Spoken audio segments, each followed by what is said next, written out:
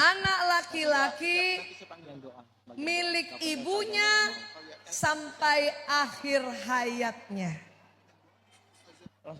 Anak perempuan milik ayahnya sampai dia menyerahkan kepada suami anak perempuan itu pada saat ijab kabul.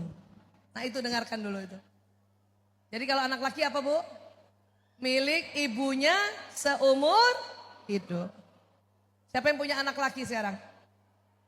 Nah itu ya sebuah privilege dari Allah. Ibu yang punya anak laki itu milik ibu sampai seumur hidup tuh anak. Sampai seumur hidup juga ibu. Tetapi ibu juga harus mulai bijaksana sebagai ibu mertua. Kenapa?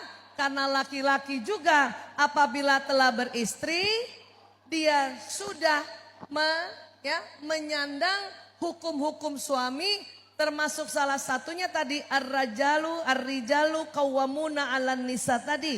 Laki-laki pelindung perempuan. Jadi suami-suami ini pelindung istrinya. Maka kita ini kalau sudah jadi ibu mertua, selama anak tidak minta saran, tidak minta nasihat, latih diri kita untuk menahan diri, tidak memberi masukan dulu. Sampai diminta kalau mau jadi mertua yang disayangi. Latihan ibu. Kadang kita gemes lihat mantu perempuan kita gendong anak atau mandikan anaknya saja itu ada kesalahan. Kadang ibu mertua gemes bukan? Kepengen langsung begini caranya, kamu salah. Itu mantu perempuan apalagi mantu yang generasi milenial dan generasi Z itu adalah mantu jujur Bu. Kalau mertuanya tegur, dia langsung gak suka, itu karena jujur mukanya. Itu bukan mantu membangkang, mantu jujur. Ya Allah, dia jujur banget. Baru juga aku tegur, mukanya sudah julid. Maka saya juga sedang melatih diri saya, kalau nanti tidak diminta saran atau nasihat oleh anak-anak, tahan untuk tidak memberikan arahan dulu. Sampai dia minta. Karena keluarga muda, kalau punya anak pertama, dia selalu mau urus sendiri. Karena baru belajar teori-teorinya. Apalagi teori sekarang banyak juga tidak pakai teori lama. Makanya dia selalu mau urus sendiri.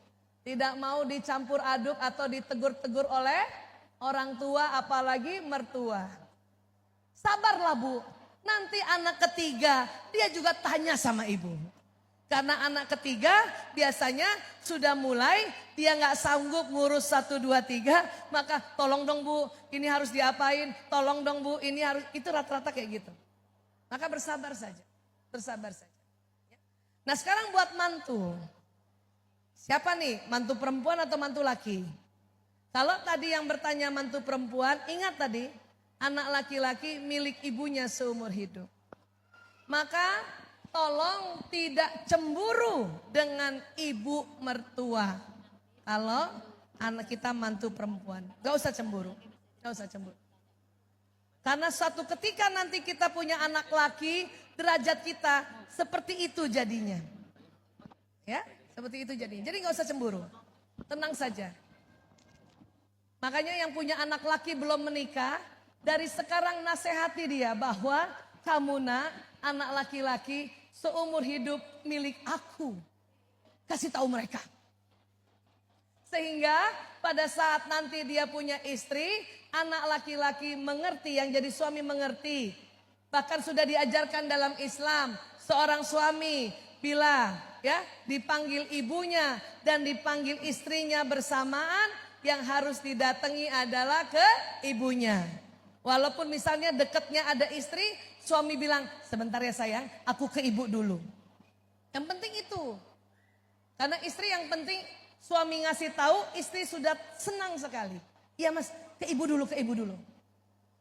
Sampai di ibu, kalau ibu mertua tahu bahwa istrinya juga manggil, bilang sama anak kita, ya sudah nak, ya ibu cuma sebentar saja, pergilah ke istrimu. Itulah yang namanya bijaksana.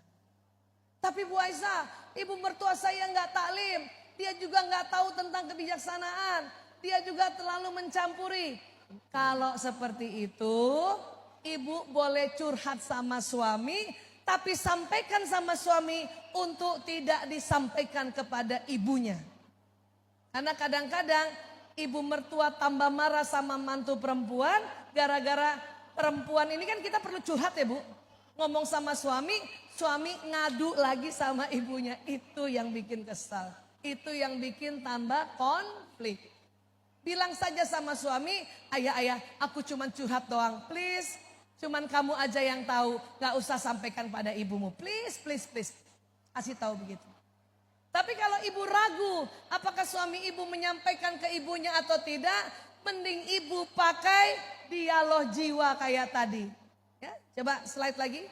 Kembali sinyal Bu, sinyal. Ibu doakan ibu mertua. Ibu doakan bapak mertua.